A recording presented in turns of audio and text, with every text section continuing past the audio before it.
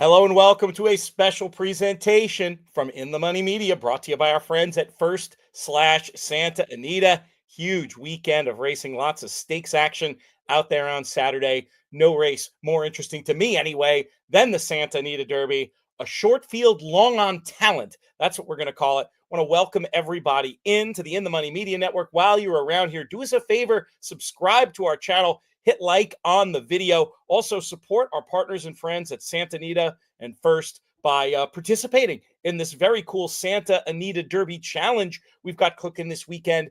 $1,500 to play. Go to expressbet.com/tournaments and you'll get a sense of what that's all about. Very pleased to be joined, as we do for so many big races, by NBC Sports' dynamic duo on the horse racing side. They work with a great team, but always a pleasure to have back on these airwaves Jerry Bailey and Randy Moss. Gentlemen, how are things? Well, unless you're really interested in the stock market, then things are great. Look, we talk about other kind of markets around here, and they too are known to have certain fluctuations. But hopefully, we're going to keep on the right side of them on this loaded Santa Anita card. I said it in the intro.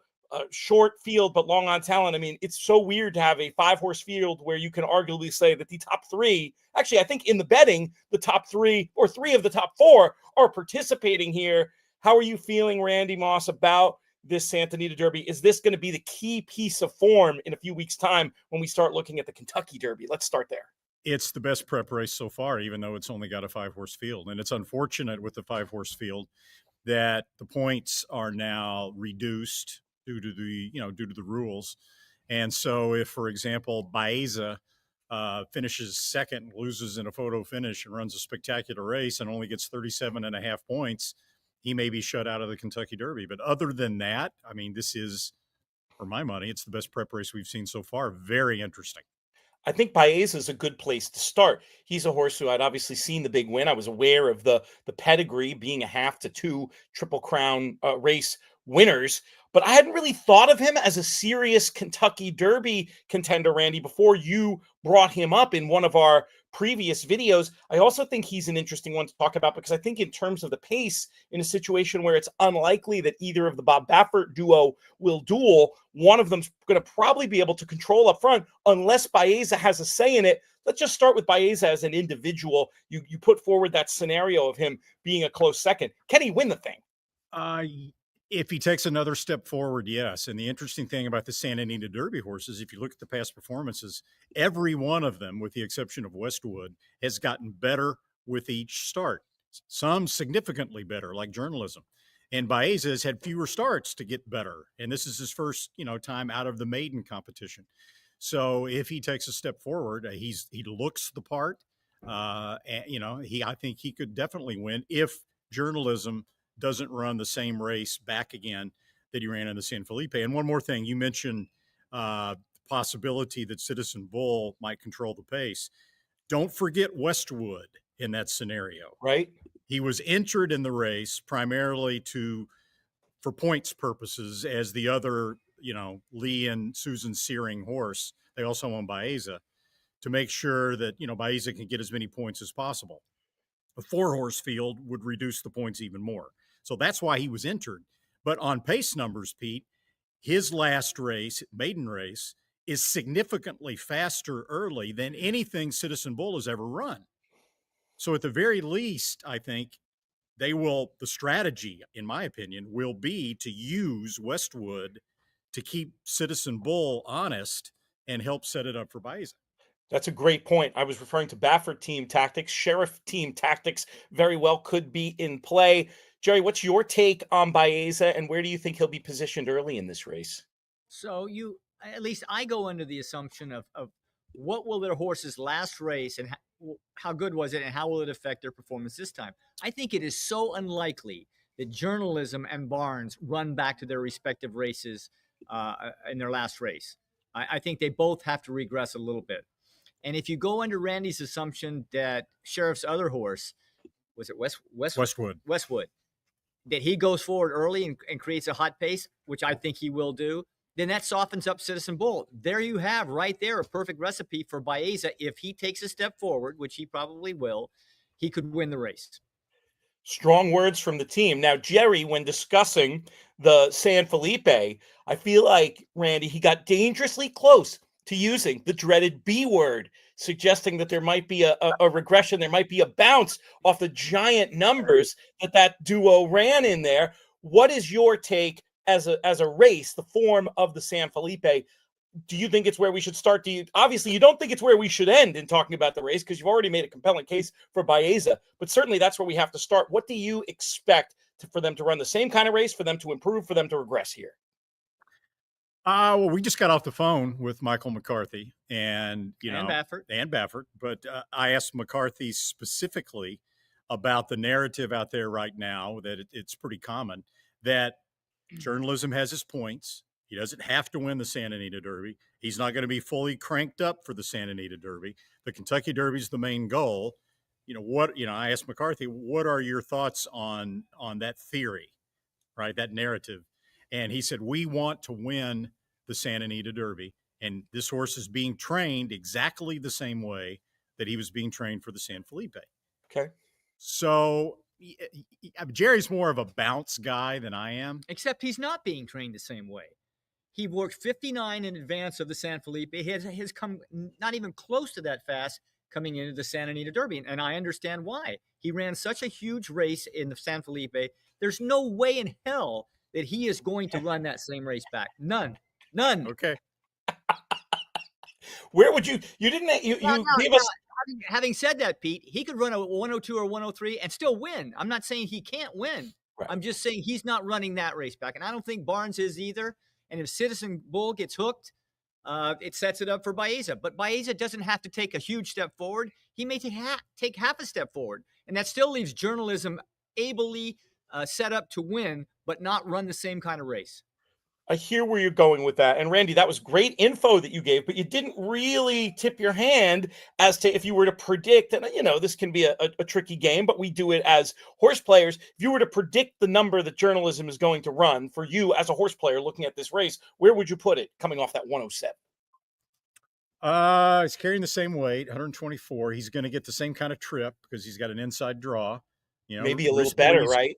Rispoli's going to do the same thing that he did in the San Felipe, and that is go a little bit and force Juan Hernandez to go with Citizen Bull this time.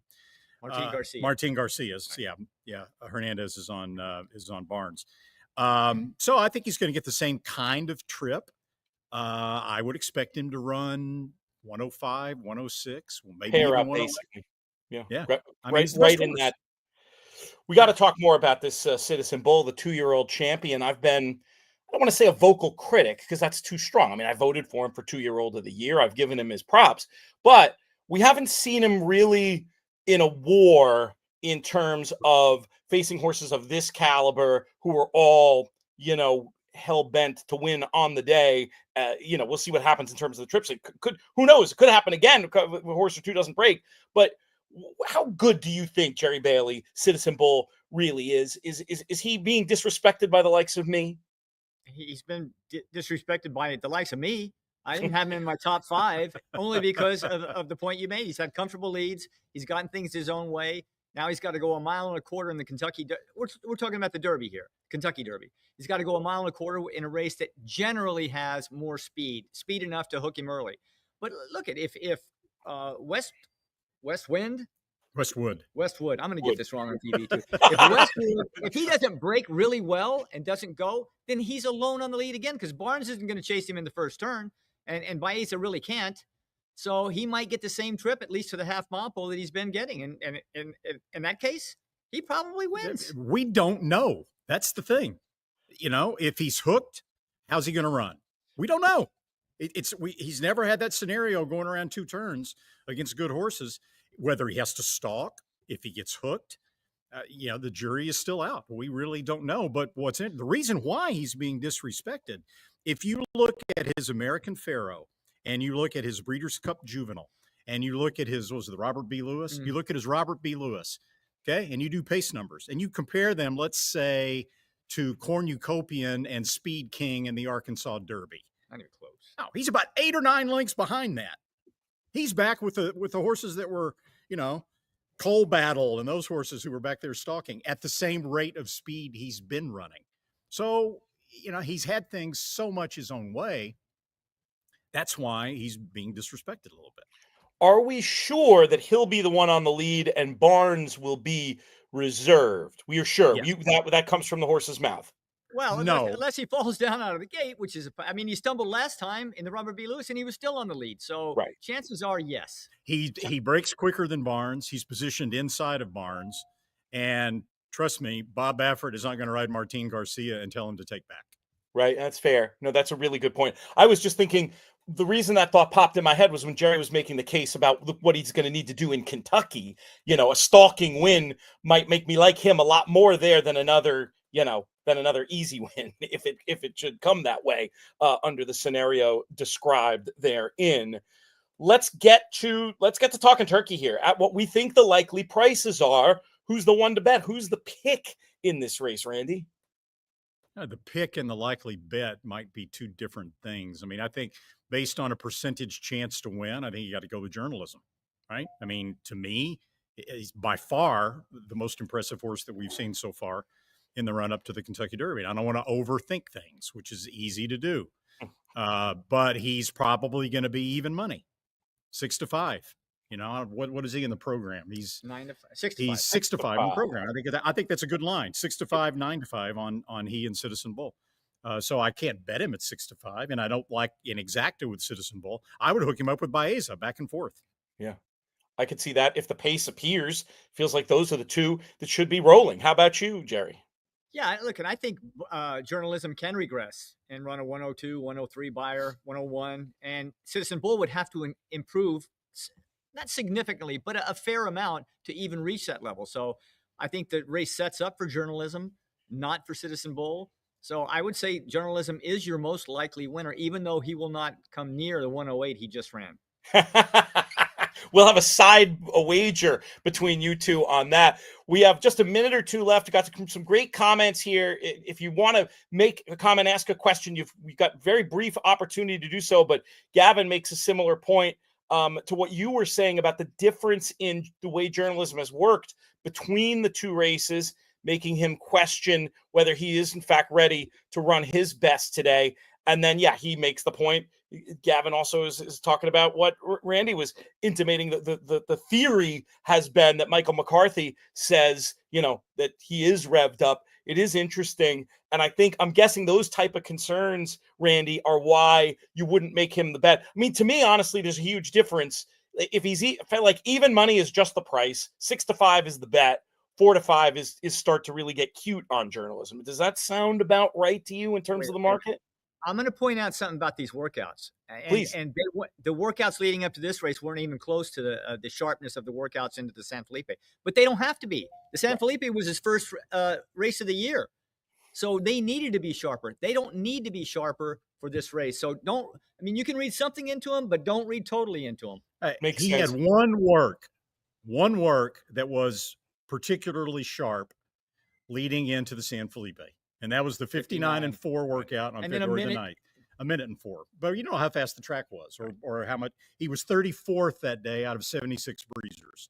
So, in my opinion, it's not a huge difference in the way he's being trained leading up. And we asked McCarthy, and he said he thinks he's training him the same way. But it's also possible what Michael was talking about was more like this has always been the plan. I haven't changed anything I was going to do based on the fact that we already have the points. Is it possible he was more talking in that direction as opposed to saying, that he was doing exactly? I think, Pete, the biggest difference that Michael McCarthy was speaking about is he didn't expect maybe that great of a performance in the San Felipe. He expected him to run well. He expected him to win, but he didn't expect that out of it. I don't think anybody did. No, against the flow. My comment after the race and my thought on Barnes generally is if Barnes wasn't going to beat journalism there, Barnes is not supposed to beat an inform journalism, which we have reason to believe he is. Am I selling Barnes short, guys? Do you see him as a serious win contender here?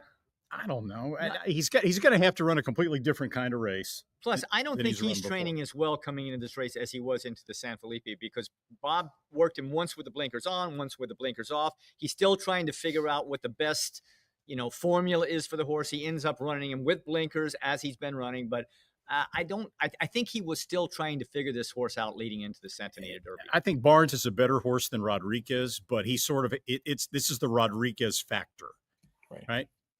Rodriguez was drawn in against he was run against Citizen Bull. He was run against Barnes. Rodriguez is a speed horse. Both times he had a draw outside of those two horses.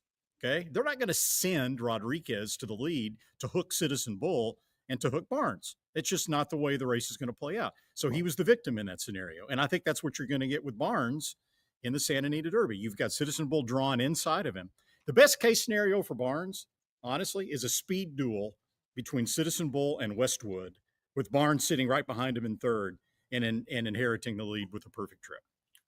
But even then, to win, he's going to need the two big closers not to fire, right? I mean, it sounds like a lot has to happen. He feels like a 6-1 shot who's going to be 3-1, and maybe higher than that.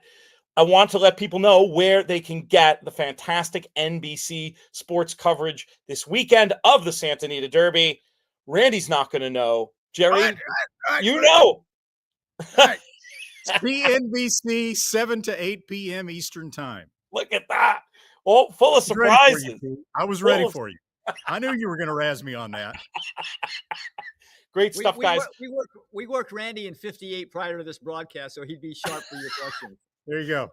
Coffee. That's all it takes, Pete. Coffee. We love to do production meetings in the middle of the show here at In the Money Media. We've got our Derby Monster Pods coming up. I'm not going to ask you put your feet to the fire now, but I am going to say I'm going to probably be harassing you by text after these races on Saturday to see if either of you or both of you would want to come on and talk about a single Derby contender in a video for us. So just don't be surprised. No good deed goes unpunished around here. I'll be bothering you again very soon, and we'll be very happy to have your faces back on these airwaves.